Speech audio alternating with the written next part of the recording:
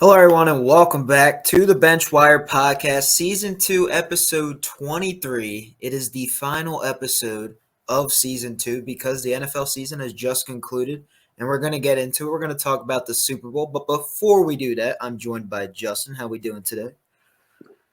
You're always joined by me. It may be Valentine's Day for some, but it's happy pitchers and catchers report to spring training. I'm ready for baseball I season. like that. I like that. Let's go. Football season's over. Basketball season now in full swing. Baseball is starting to ramp up. So, yeah, it's going to be fun. Yeah.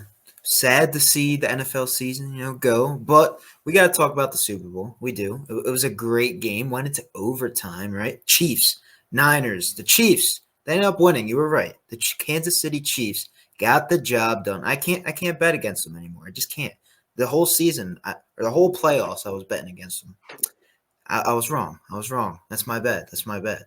But yeah, Patrick Mahomes and company, Andy Reid, Spags, the whole crew, they got the job done. They got the job done in overtime, and just their experience and expertise, I would say, is what won them the game in the second half. Right? They were down 10-0, going into halftime, but they found a way to come back. They did what they always do. Right?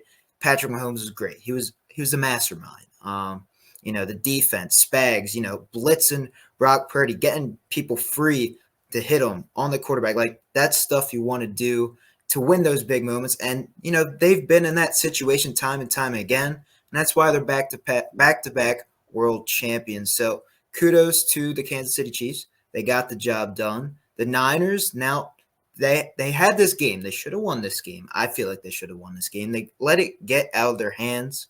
Now, there's a lot of people you can call out. Call out Kyle Shanahan. I personally believe it's not on him, but it is what it is. We'll talk about it. We'll Crazy. talk about it. We'll talk about it. The floor is mine around. The floor is mine. Steve Wilkes, you could say it was his fault, right? Well, they just officially let him go. We'll talk about that. Brock Purdy and the offense, they were starting out hot, right? But then McCaffrey fumbled it and had a turnover there, and they were just not getting enough first downs, and they had to settle for field goals. So there's a lot of things that went down. They lost Dre Greenlaw. He tore his Achilles right before the second quarter or something, just running out on the field. A lot of devastating hits happened to that team. John Feliciano, he missed a game as well, or missed the end of the game as well. That kind of hurt. Had to put a rotational guy in there, and you had to put a rotational linebacker in there. So all in all, there was a lot of miscues, I would say, at the end of the Niners game. But they were right there in it to the end. And you could say, oh, Kyle Shanahan and the Niners weren't prepared for overtime. I get still getting the ball at overtime. I don't think it's a bad decision because if you score a touchdown, you put yourself in a good situation to win the game. They didn't do that. They got a field goal and they had to settle for one because the Spags defense was great. It was mastermind. And all in all, I think the Niners, they'll be back. They're going to be one of the best NFC teams yet again. It was Brock Purdy's second year as a starter. There's still room for him to grow. He's still young. They have all the players coming back pretty much. There's not any players of the Niners that are free agents other than maybe Brandon Ayuk. But other than that, the Niners, they'll be back. And the Chiefs, I think they'll be back. These teams will be contenders year in and year out. But I don't see you blaming Kyle Shanahan for this game. I think it was a plethora of things for why the Niners lost this game. And you can't put all the blame on Kyle Shanahan. So I'll give the floor to you. Tell me what went down and who are the reason why the Niners lost this game and whatnot. Well, we must have watched two entirely different games because I don't know how you can, with all the reports coming out of him not knowing the halftime rule, the overtime rules, and the Niners players all coming out saying, "Oh, I didn't know they got the ball back." Blah blah blah blah blah. That's called ill prepared. Kyle Shanahan admitted it in the press conference. He didn't know the rules. That is 100% on the coach. Shame on him for not knowing that. But before I dive in more in the 49ers, I got to give a lot of credit, a lot of shout out to the Chiefs. I picked in you. I believe in you, unlike my counterpart. But I don't blame him for picking the Niners because they are the better team. But he forgot that we have Patrick Mahomes. Patrick Mahomes leading that team. He's probably one of the greatest quarterbacks we ever watched outside of Tom Brady. And he knows how to win the big games. Doesn't matter if he's down 10, down 20, down whatever. I experienced it as a fan last year. It sucks. So I know the feeling. He's great. He doesn't get rattled. When he does get rattled, they figure it out. They adjust their game plan, and that's what they did. Shout out to Andy Reid for dialing up the game plan. And the play that won was the same play that hurt my Eagles last year. It was poetic. It was beautiful. The Niners did not watch tape last year in the Super Bowl. It was beautiful. Now, and Spags did a good job defensively, too. And shout out Kelsey, Mahomes MVP, Nicole Harmon, walk-off. Good game. It was a good game. I was pretty bored with it until the last, 30 minutes of the game. But other than that, good game. Good game. Now, it's time to educate some people. It was absolutely Kyle Shanahan's fault. He goes first in the blame for that for me. Like I said, the overtime rules, he did not know that. And what happened in the second half? Yeah, he kind of got rid of away from McCaffrey. Still didn't really want to run the ball. Whatever it is with second halves, go back to his Falcon tenure. He didn't want to run with Devontae Freeman when they had a 25-point lead at halftime. A little bit weird play calling there. I don't know why. I feel like he talks to a corner by himself at halftime, and he's like, you know what we're going to do? The voices in my head, they're saying, let's throw the ball more. Let's throw it. I'm like, okay, all right, Kyle, whatever. They throw the ball. It brings the Chiefs back into it because they have more time to work with. Now, they didn't feature McCaffrey as much, and they didn't really feature my boy George Kittle, who's one of my favorite players in the entire league. He only had one catch that whole game on a couple targets. That's inexplicable. That's inexcusable. That's on Kyle Shanahan also for not incorporating him in the game plan. While you're watching the other tight end, Travis Kelce, going off there towards the end of the second half when he was yelling at Andy Reid on the sideline too. He's like, you know what? I'll give you the ball more. He did give him the ball more after that argument. And Brandon Ayuk, only 3 catches too. That's crazy. They've been staples too for your entire team. And you don't feature them out at all. He's basically was McCaffrey on the run. And Jawan Jennings, if I'm Spagnuolo, I'm like, please let Jawan Jennings beat us all day. Who's that guy? He's like a 4th wide receiver. It's not that good. Let him beat us. And he didn't. He couldn't beat you, for sure. So credit to the Chiefs. I don't understand the whole Kyle Shanahan. I don't know why you want to absolve him from that. It's his track record. He chokes in the big game. And yeah, and as a result to that, you don't fire Kyle Shanahan after that game, but you scapegoat the wrong guy. I don't think it was all Steve Wilkes' fault. They had the punt that got fumbled that led to the Chiefs' touchdown. That was on Steve Wilkes. He gave the defense a short field. That's not his fault. It's also not his fault that Jake Moody got his kick blocked too. That would have changed the outcome there as well. That's not his fault. So I feel like he got scapegoated. Could you see it coming? Yes, I guess so, because he was up in the booth. He got called down to the sideline. That helped out the defense a little bit. And if you look at the last 2 playoff games, they got into pretty big leads on them, almost double digits against the Lions and the Packers. So I get it. It's like, who else is out there that's better than Wilkes? Is it a Rex Ryan? Is it, gosh, I don't know at this point. Do you go after Don Wink Martindale now? What do you do if you're the Niners? Right? So I don't know if they're all much better than Steve Wilkes. So I think that was kind of unfair. I thought I should have gotten another chance after what he brought. And there were some rough patches, but I feel like he got better. And you have to give him credit for those 2 playoff games previously to the Super Bowl for stalling the Lions offense, for stalling the Packers offense, and let Brock Purdy and the offense bring you back into those games. So I didn't think that was fair as well. And yeah, I would put majority of the blame on the head coach. That's normally what happens too. You have to put some blame on Brock Purdy. He did miss a couple throws that got away from him they should have had. But overall, he played a good game. Nothing bad to say about him at all. I don't put the majority of the blame on him. I do put that on the coach. The coach could have incorporated more of his guys more, like Kittle and Ayuk, as I pointed out. But yeah, Mr. Purdy did a good job. But to beat Mahomes in the Super Bowl, you have to play as great or if not better than him. So it wasn't that case. So Yeah, that's the outcome we got, man. Yeah, and I don't know why you would absolve Kyle Shanahan of this blame.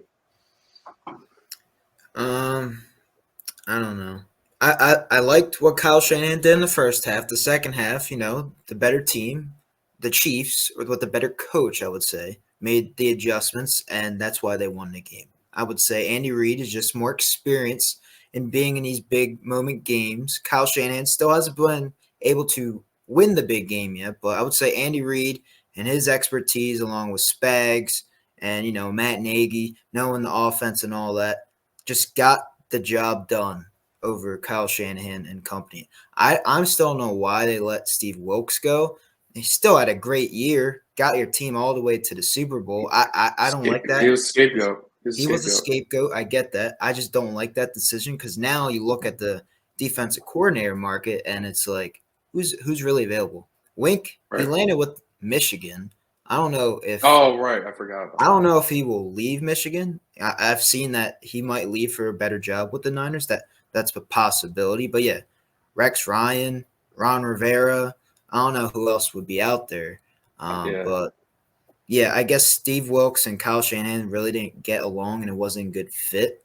I don't know why they just let him go like Does that after going all the way to the Super Bowl. Because you saw on the sideline, Kyle Shanahan was frustrated with the defensive play calling, and he had to call a timeout, and it still didn't really do much in the second Mahomes half. took off and scrambled on that play? Yeah, so I don't know. It's a questionable decision for sure, but I Mhm. solely don't put all the blame on Kyle Shanahan for this loss. It was a whole team loss. The special teams that kind of ruined them. That shifted the momentum when what happened. The punt, yeah, the botched punt hit the guy's foot, and then they recovered and Chiefs scored. That was really the whole momentum shift of the game.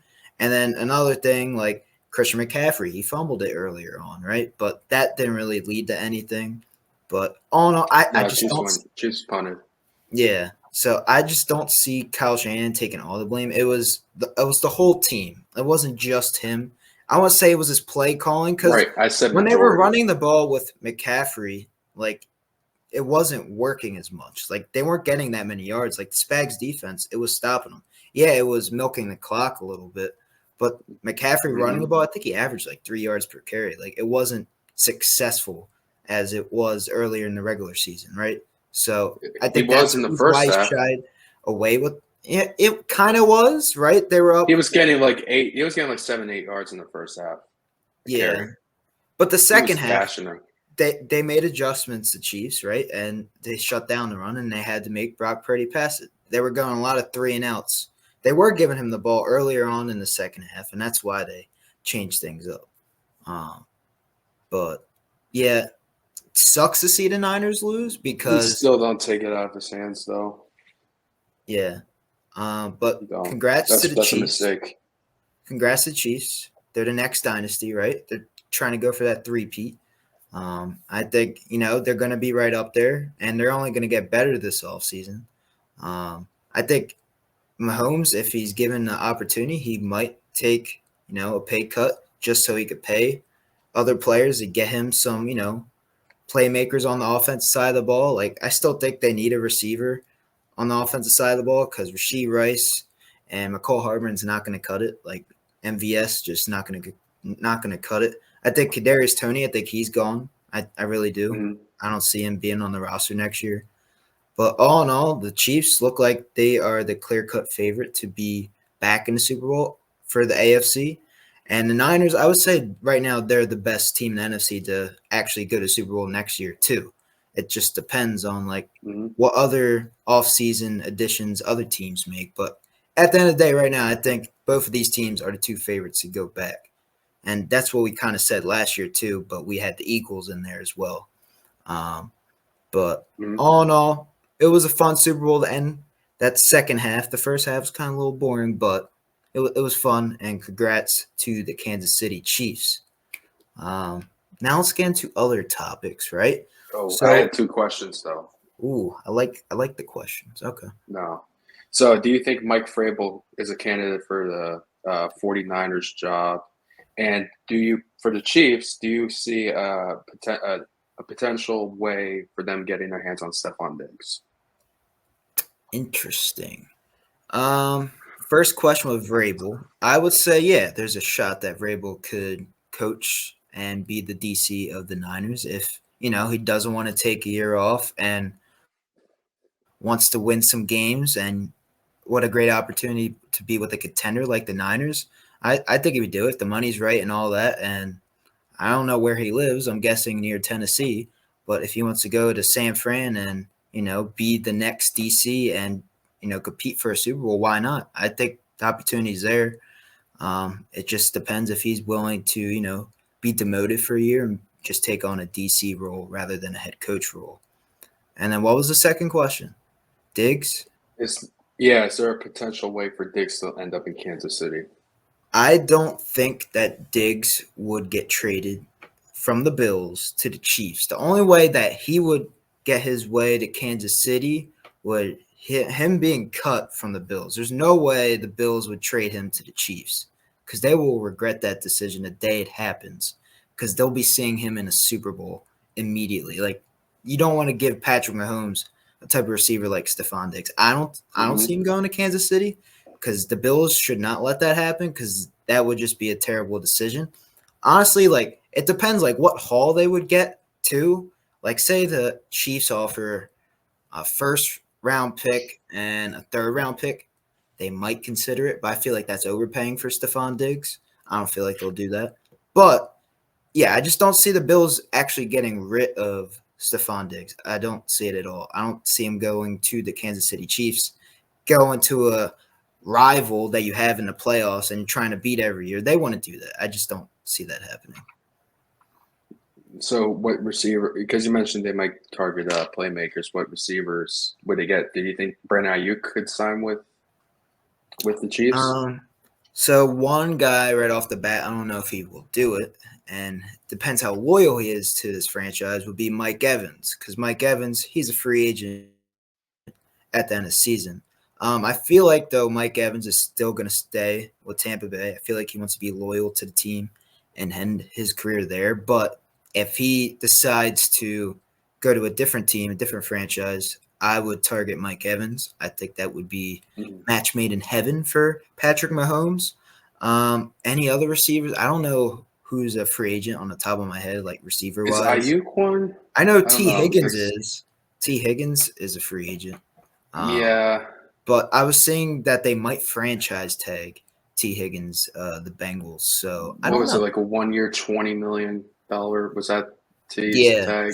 Something like that. I don't know if they're willing to pay T. Higgins all that money. If they view him as that type of receiver, that top dollar, then they might do with the Bengals. But I feel like they could target a T. Higgins as well because I feel like they can let him walk T. Higgins. Like, they'll be just fine without him. But, yeah, I would target Mike Evans or T. Higgins if I was Kansas City because I feel like to get, Patrick Mahomes some playmakers, you got to get him an established number one receiver. He doesn't have to rely on Rashee Rice and Travis Kelce all the time. So that's what I would do.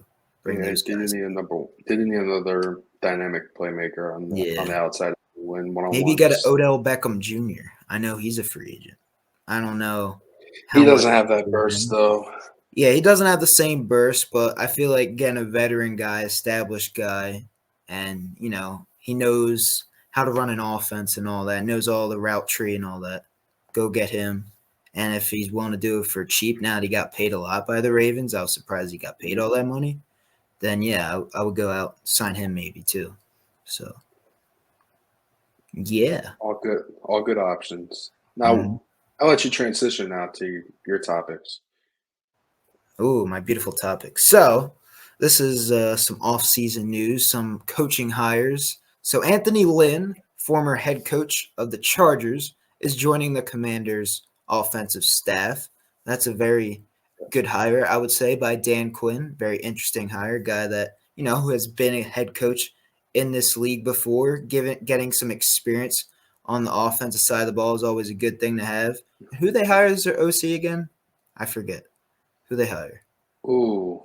Was it Cliff? Yeah. Cliff Kingsbury? Yeah. because You they might want to. be, yeah, I think yes, that's yes, right. because Yeah, Caleb Williams Caleb tweeted Williams out like, connection. So yeah, yeah, you get yes, another established veteran coach in Anthony Lynn. You add him to the arsenal of Cliff Kingsbury. I like that. I like that a lot. And Dan Quinn's trying to change the culture there, and getting a guy like Anthony Lynn is pretty cool to have on your offensive staff. So I would give that a grade of a B plus because I don't know how well he is offensively compared to Cliff Kingsbury and all that, and if he's a fit with Cliff Kingsbury's system. But I give it a B plus initially. If I had to give it a grade, how about you? now, yeah. So I agree with your point that they're trying to change the culture. I think that's why Dan Quinn was hired, as you pointed out. Um, so yeah, you get Cliff Kingsbury. He has the connections. He has an interesting offense. So if you do want to trade up for Caleb, then that could be a possible scenario for him. Maybe that's an avenue they're willing to play, just from the experience there. But the thing is, going back with my Eagles experience, I'm gonna relate this to something. Now, when we hired Sean Desai, right, when he was our DC, Mhm. a little later on, they hired Matt Patricia to oversee. Now, what that created was, oh, when are they going to switch to Matt Patricia when we were on our side? They ended up doing that. That divided our locker room. That in that sort of case. Anthony Lynn has a good track record. He was a former head coach. His offenses were pretty solid, pretty decent. I get all that too.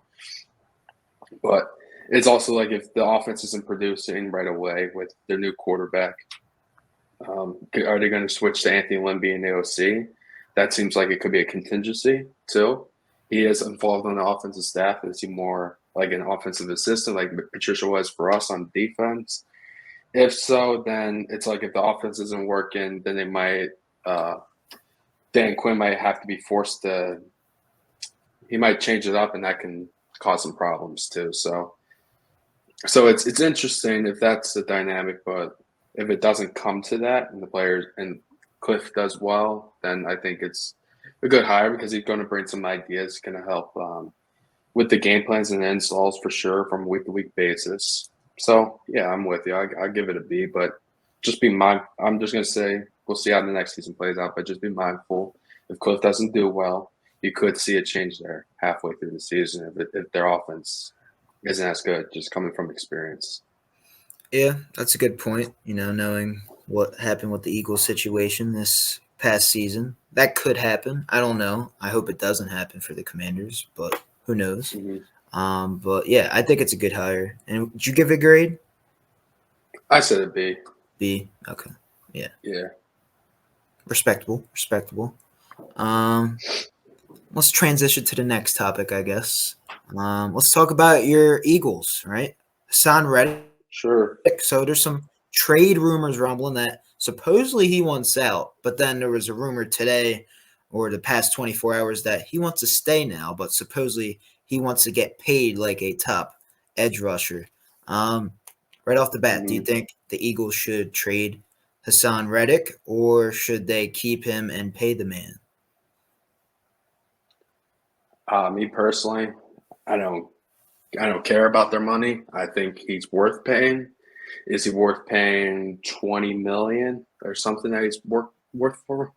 That's a debatable topic. Maybe not if you're looking at it, but he has over 10 plus sacks in the last like 3 or 4 seasons consecutively. So that got put a lot of respect for.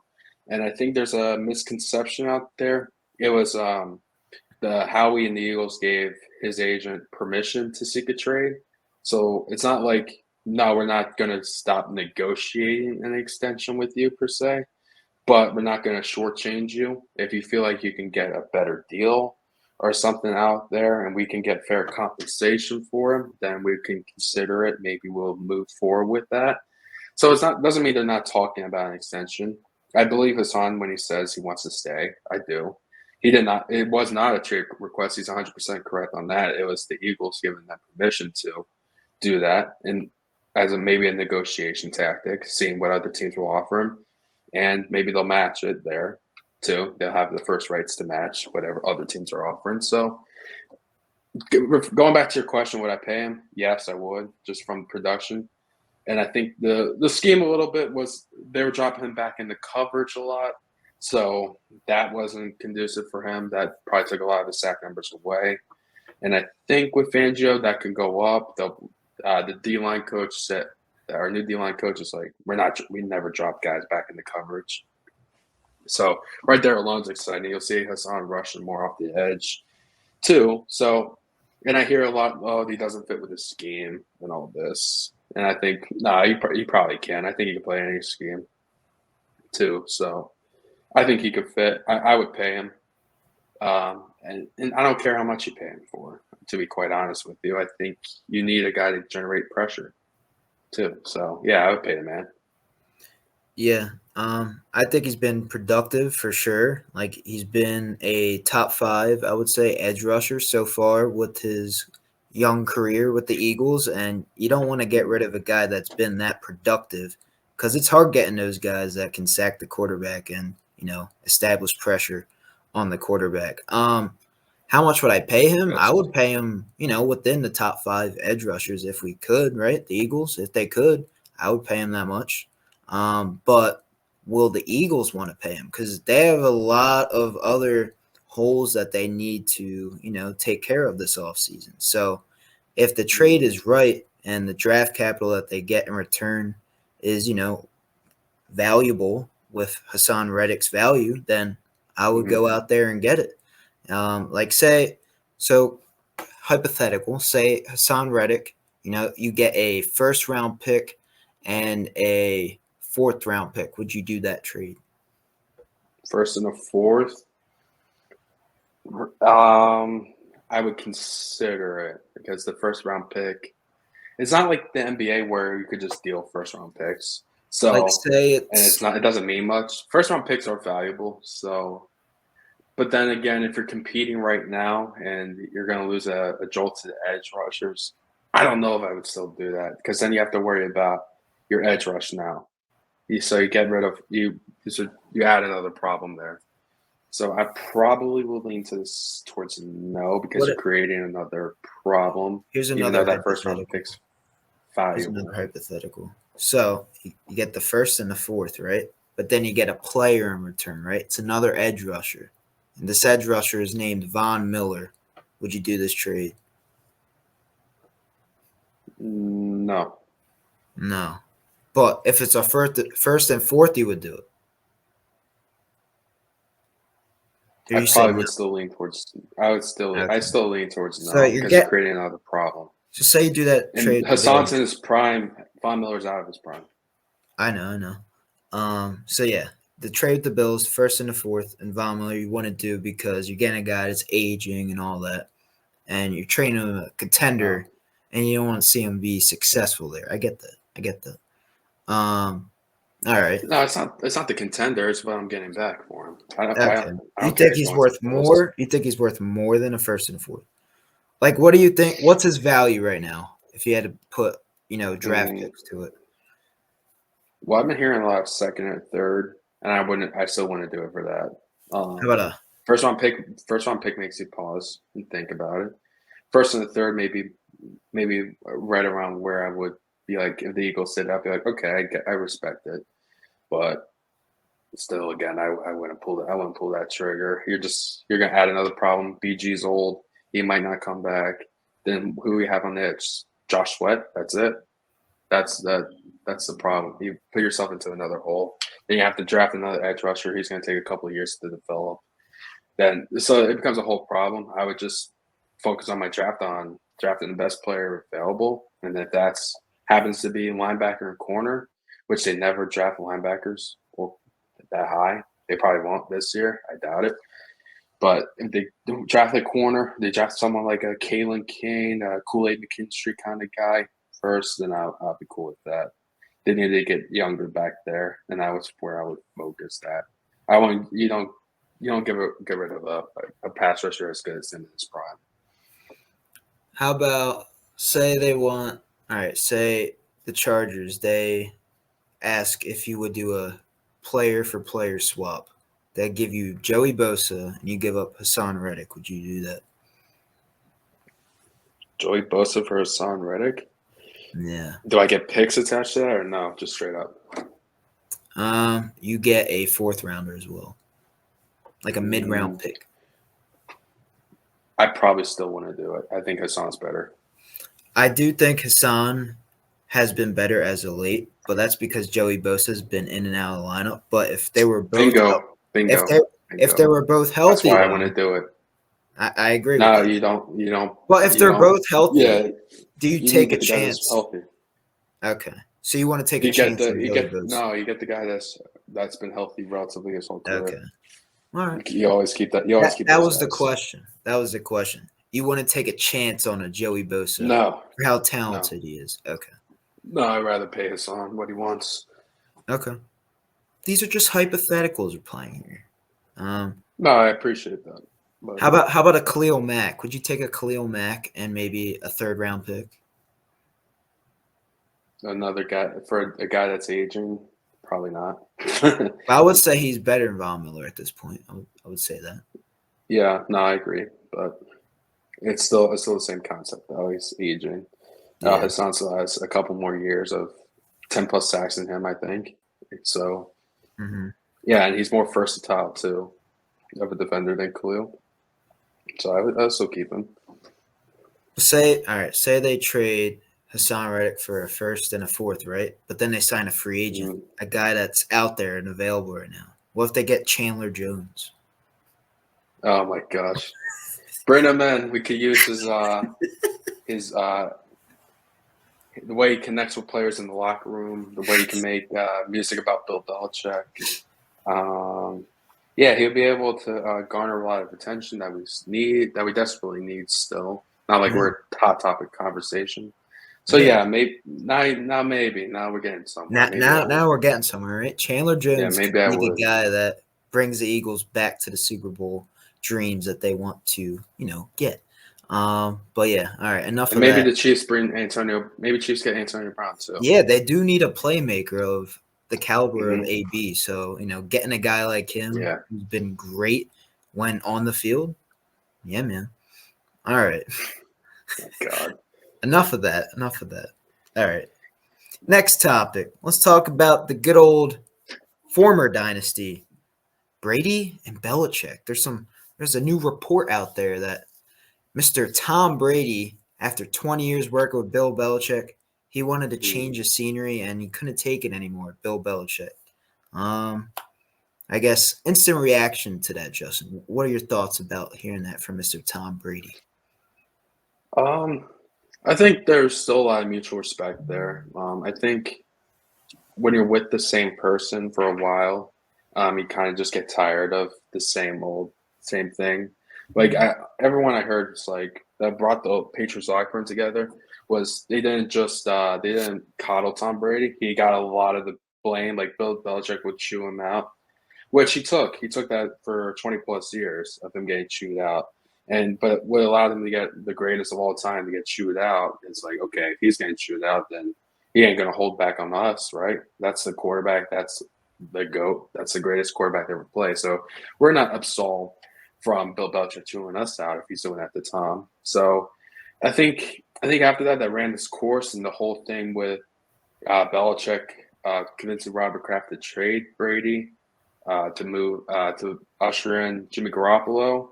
I think that rubbed him the wrong way too, as he proved that he could still play too, and he was playing well. They're still going.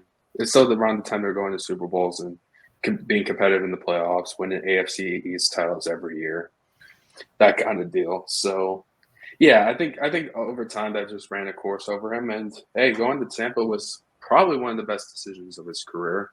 He's very competitive. He won without Belichick, so that removed any question, the hypothetical question that we would pose on here, other media outlets would pose.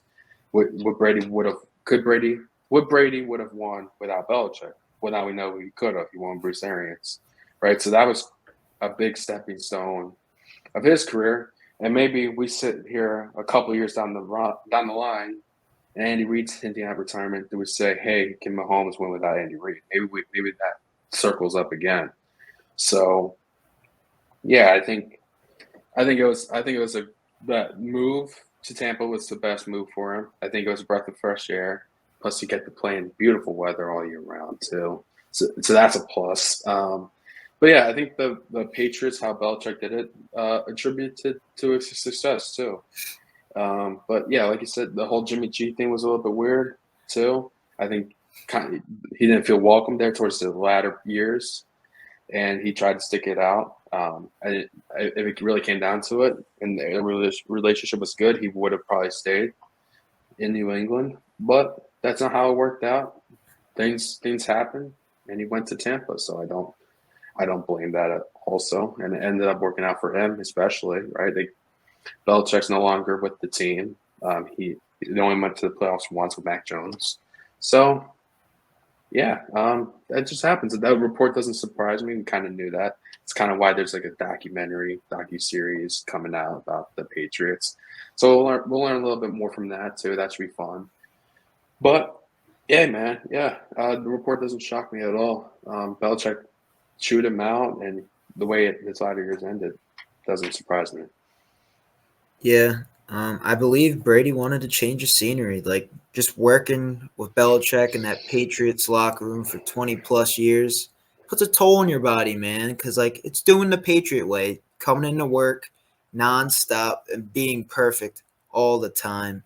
Brady just wanted a break from that, and he wanted to change things up because he knew the Patriots weren't going to go back to the Super Bowl as the roster was declining, and Belichick's draft picks weren't the greatest those last years Yeah, of Brady's career with the Patriots. So he wanted to change the scenery. That's what he did. He went to Tampa Bay, was very successful first year, won the Super Bowl, was back in the playoffs the second year, almost won it all again, but couldn't. And in the third year, it was just getting that time where Brady was trying to hang it up, and that's what he did. But Belichick, yeah. Belichick, he got his team to the playoffs with Mac Jones, and then the Patriots haven't been good since. I just feel like Brady wanted to win a Super Bowl without Belichick and prove it to him, and that's what he did. And also he didn't like that Jimmy G thing, like you were saying. I believe that he wanted to change the scenery. That's what happened. That's what unfolded. And Belichick. Now we don't know if Belichick's the greatest coach of all time, right? We'll see if he can win without Brady. I think Belichick, he's going to take a year off. He's going to go somewhere next year, and he's going to try and compete for a Super Bowl. Where will that be? I don't know. But he is getting older. He's getting up there in age. So we will see. But I think, yeah, all in all, I'm not surprised by this report at all because I thought Brady always wanted to change the scenery because, that the Patriot way takes a toll on you. So all in all, I'm not surprised by this report at all. yeah. But yeah. Brady in a lot of ways was the Patriot way also. But yeah, after a long period of time with someone, like spending almost like every day with the same coach, it can run a toll. And I think they both kind of got tired of each other a little bit, even though how successful they were. And yeah, it was time for a change, and it ended up working really great for Tom. Hmm. All right. Speaking about change, Steelers are shaking things up in the quarterback room. Mitchell Trubisky and the Steelers have mutually parted ways.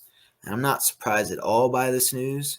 Um, Instant reaction, I think Hmm. Mitch Trubisky stinks. He's not that good. We saw it with his time there with the Steelers. He just wasn't good. That season, the first season Yeah. for Kenny Pickett, he started a little bit, and you're not good enough. Kenny Pickett would throw you in there, and it was already light years better. And then when Kenny Pickett got hurt this year, and Mitch Trubisky had to fill in, they were awful. They were losing a lot of games. And then you put in Mason Rudolph, they're Yes. winning. They're winning a lot of games. So Mitch Trubisky, he's the guy. He's the odd man out.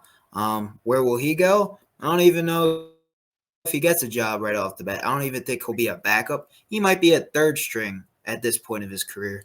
I just don't see him even getting any backup calls because right now I don't even know what teams would want him at this point. We will see, but I think it's a good move for the Steelers because they want to get someone else in there, get rid of that contract, and get someone else that can actually compete with Kenny Pickett. We're talking about it off camera. We're thinking Ryan Tannehill possibly with the hire of Arthur Smith. Maybe they go and trade for Justin Fields if, the Bears get Caleb Williams, number 1 overall. Who knows? But I like the move, getting rid of Trubisky and kicking him out of the door because he was not a good quarterback for the Steelers franchise, and he was hurting your quarterback room overall, and it was a bad contract.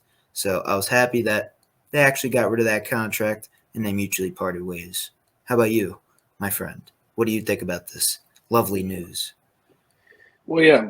At the end of the season, Mike Tomlin sat up on the media and he said, "Look, we're gonna bring a lot of quarterbacks in there. We're gonna have a quarterback competition. We're not gonna name Kenny Pickett the starter right away. So that's gonna that for sure is gonna feature him competing for QB1 along with Mason Rudolph at the end of the year. They both earned the right to compete.